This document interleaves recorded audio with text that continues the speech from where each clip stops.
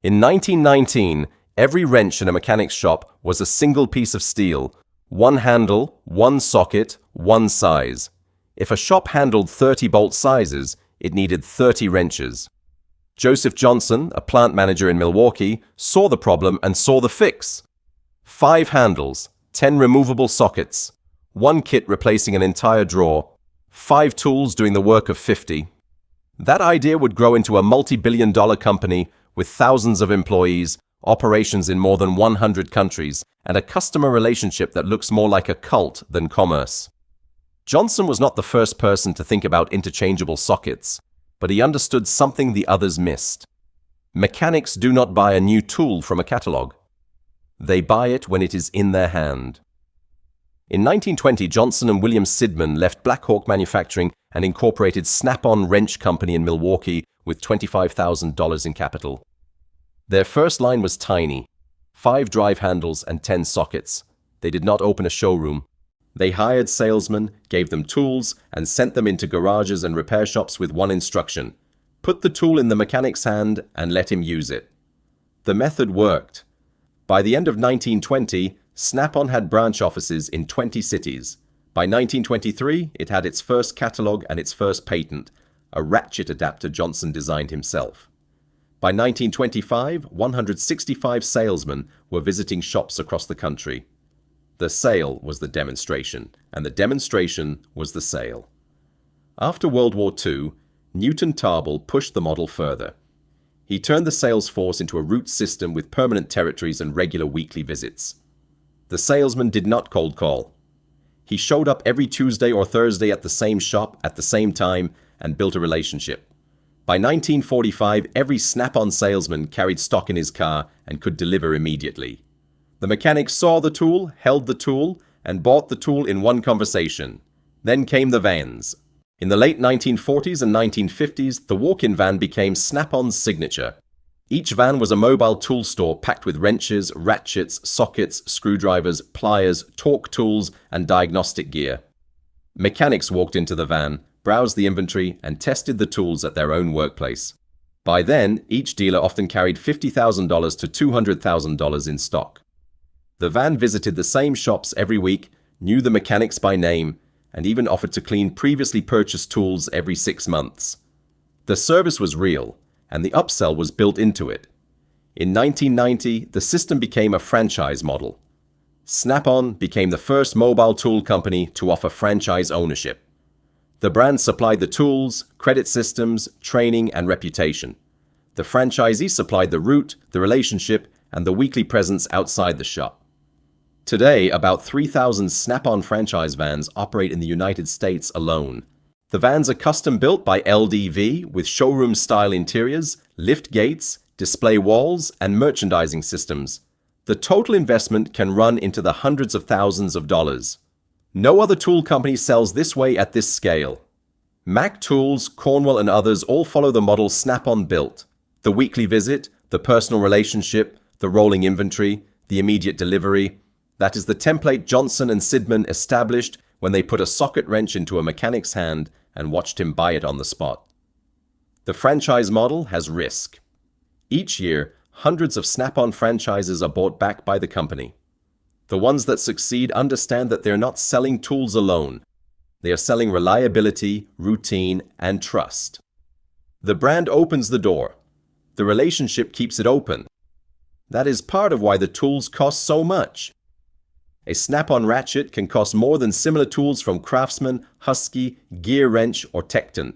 Tool cabinets can cost $15,000, $30,000, or even more. A fully equipped setup for a working technician can easily exceed $50,000.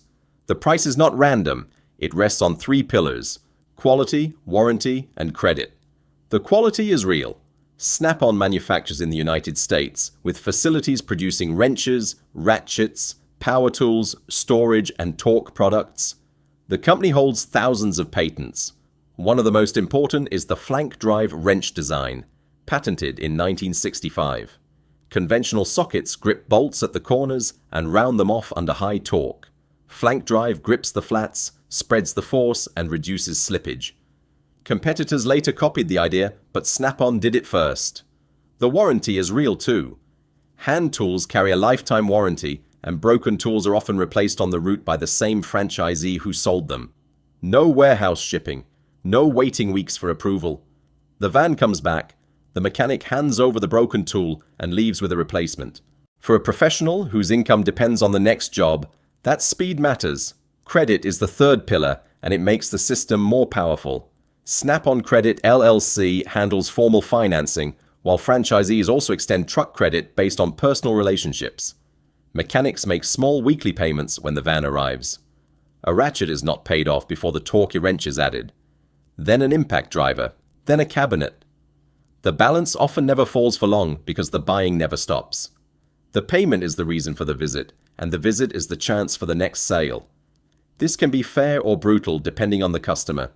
A career mechanic who uses the tools for decades may feel the price is worth it because the tools last, the warranty is immediate, and the work is faster. A technician who leaves the trade still owing money may feel differently. Both experiences are real. The system rewards the long-term professional and punishes the short-term buyer. The tools themselves are not the controversy. They are excellent. Mechanics can feel the difference in the ratchet action, the precision of the fit, and the strength of the cabinets. Snap-on storage is built with heavy-duty slides, welded steel, and finishes that can handle a lifetime in a shop. In the 1980s, Snap-on became the sole supplier of tools to NASA's Space Shuttle program, a selection based on reliability rather than branding. Snap-on kept expanding through the 20th century. During the Great Depression, it survived leadership changes and financial strain. During World War II, Joseph Johnson kept supplying salesmen with stock so they could preserve customer relationships while production shifted to military contracts. In the decades after the war, the company widened its product range into storage, diagnostics, engine analyzers, and other shop equipment. In 1956, it acquired Weidenhoff Corporation and entered tool storage. In 1959, it acquired Judson Engineering, expanding into diagnostic tools. In 1965, Snap-on opened its first branch in the United Kingdom and received the flank drive patent that would define its reputation for decades. Sales and profits climbed through the 1970s. In 1978, the company listed on the New York Stock Exchange. The firm that had started with $25,000 in Milwaukee was now a public corporation, but it still sold tools the same way. One man, face-to-face, in the mechanic's hand. Joseph Johnson died in 1986, long enough to see the company pass $1 billion in annual sales and become something bigger than a tool brand. By then, Snap-on had grown into a system. The van, the visit, the credit, the warranty, the quality, the route, the relationship. Each part reinforced the others. Remove one, and the model breaks. That is why Snap-on has never been acquired and hollowed out the way so many other tool brands were. It has been publicly traded since 1978, but it has remained independent, headquartered in Kenosha, Wisconsin, and focused on the same customer, the professional mechanic. It still manufactures in the United States. It still runs its own franchise network. It still designs its own tools. It has survived because it does not compete on retail price or mass market volume. It competes on the total cost of keeping a professional mechanic working. The company's logic is simple, but hard to copy. A mechanic sees the van every week. He can touch the tool, buy it immediately, pay over time, and get a lifetime warranty from the same person who sold it. The brand is not just selling steel. It is selling access to a system built over more than a century. Joseph Johnson saw a mechanic carrying 30 wrenches and realized 5 handles and 10 sockets could do the same job. That insight became Snap-on. The sockets snapped onto the handles. The company took its name from the sound. The mechanism became the product. The product became the company. The company became the system. Today, somewhere outside a shop, a Snap-on van opens its doors. A mechanic steps inside, makes a payment, picks up a replacement socket, and goes back to work. The transaction takes minutes. The relationship behind it has lasted decades. That is the moat. That is the model. That is Snap-on.